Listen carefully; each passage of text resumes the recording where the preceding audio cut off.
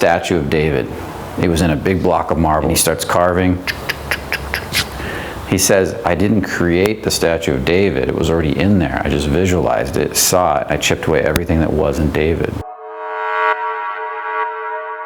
You can't really learn anything. This is a concept that was given to me by a teacher, David Nagel. The more I look at this concept over the years, the more I really believe it. Not in the traditional sense we can't learn. Learning implies there's something outside yourself you need to go get. I'm going to go out and get the knowledge of how to pick up women, and I'm going to pick up women. I'm going to go out and get the muscles to pick up women, and I'm going to pick up women. I'm going to go out and get X, and I'm going to have Y. Can you go outside yourself to somebody else and get the information to learn how to ride a bike? I could read a book on it. You could show me. But what's the key ingredient to riding a bike? Balance. Can I teach you to balance on that bike? Your body has to figure it out. Did your body have the ability to balance before you ever got on the bike? Yes. Yeah, and all I had to do was through practice, not thinking, start to feel what balance is, and then once it gets it, it sticks permanently pretty much. The ability was already there. Every human has the ability to float, right? But how many humans drown themselves every year? They freak out, you lose control, you go up in your head, you start racing, and then boom, you drown yourself. But the capacity is there. You already know everything, you just don't know it. All the knowledge that you develop, math, whatever, you're already capable of doing before you go out and find the resource teaching you how to do it. The capacity is already inside you. The resource is just a pointer to what you're capable of already doing. I can't install math inside you. You have to realize it for yourself. What about the statue of David? It was in a big block of marble, right? He starts carving. He says, I didn't create the statue of David. It was already in there. I just visualized it, saw it. I chipped away everything that wasn't David. He revealed himself to me. Can you see how that's actually pretty damn accurate? So you're kind of doing the same thing inside yourself when you're learning, what we call learning. You're not going outside yourself to get the information. You're removing everything that's confusion around the ability, and then the ability reveals itself. This is what people that are really good at learning are really good at, removing the confusion, getting really good at clearing the confusion and realizing they already have the talent. If you constantly think I have to go somewhere to get something, I have to go outside myself to get something, you're de-empowering yourself. You're chasing. You're putting it in the future. Walter Russell was one of the most accomplished men in the world. He wrote that yellow book up there. He did so much in his life, and he said one of the key ingredients was that he didn't even have to hardly read a book. He could almost meditate on it and surrender to the idea so much that the ability kind of revealed itself. He was an advisor to the president, I believe, at the time. Everything he touched turned to gold. Music, art, he painted, he did sculptures, he was accomplished in real estate, he was accomplished in science. Tesla revered him, and it was just, he was this amazingly highly accomplished human being. Unlike Tesla, who ended up dying broke and alone, this guy, his whole life worked all the way to the day he died.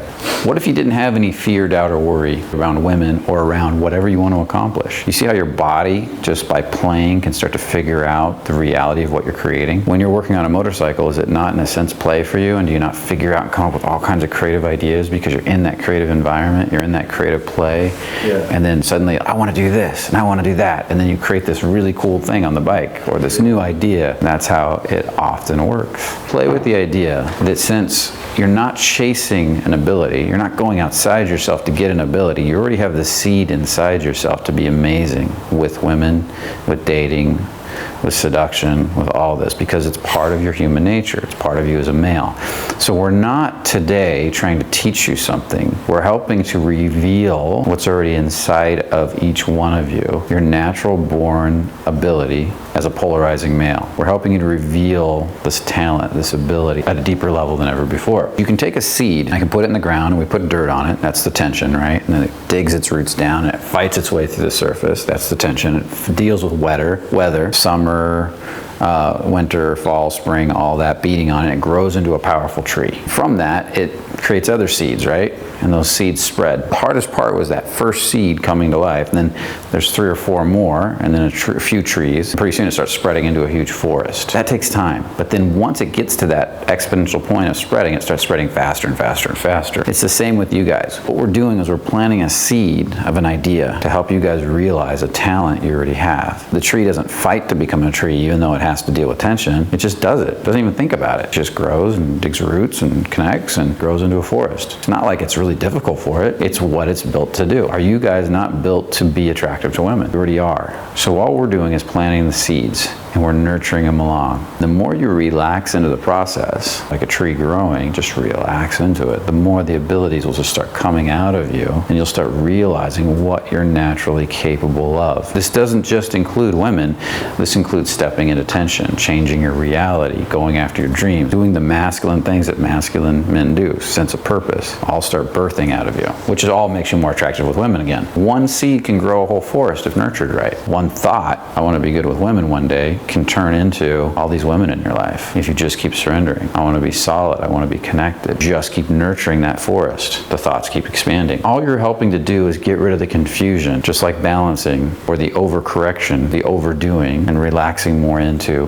what you're already built to do. I used to obsess over these goals, like how am I going to have a good life if I don't have good money, or how am I going to have a good life if I don't accomplish X goal or Y goal. But the problem with that is the goals never end. You could say the first stage guys are taking, but the guy that's most taking are these second stage guys, these nice guys.